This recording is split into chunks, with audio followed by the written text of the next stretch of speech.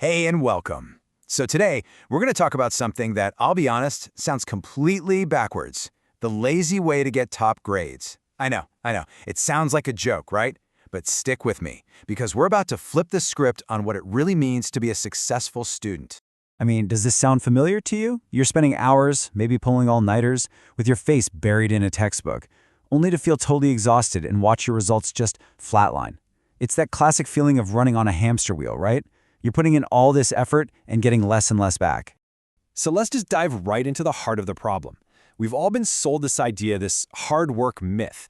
The assumption is simple. More hours equals better grades. But the reality, we all know it. It's burnout. It's diminishing returns. Come on, that 10th hour of studying is never as good as the first one.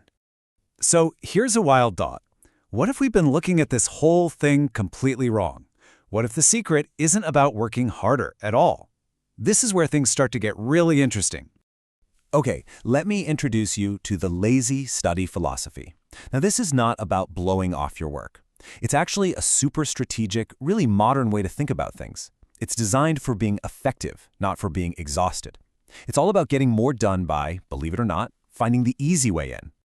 So let's be really clear. When we say lazy, we do not mean sitting on the couch doing nothing. Not at all. We mean strategic. We mean efficient.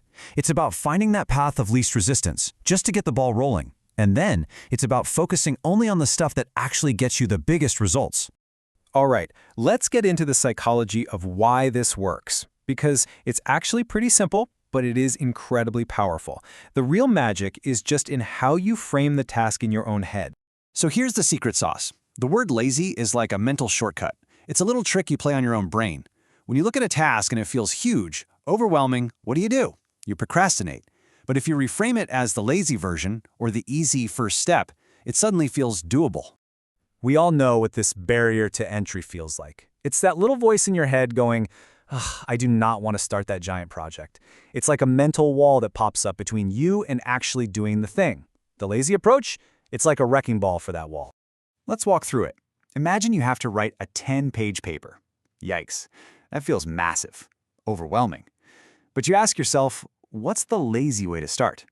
Well, maybe it's just opening a new document and writing a single sentence. That's it. Suddenly, that huge mental resistance just melts away. You've lowered the barrier and boom, you're moving. Getting started becomes easy. Now, that mental trick to get you off the starting blocks is just one half of the puzzle. The other half is a principle that honestly the best students have been using forever. It's not about how much time you spend, it's about the quality of what you do in that time. This is the bedrock of the entire philosophy. And look, this isn't some new secret I just made up. High achievers have always focused on how effective their study sessions are, not how long they last. They can get more done in 2 hyper-focused hours than most people do in 6 hours of just passively rereading their notes.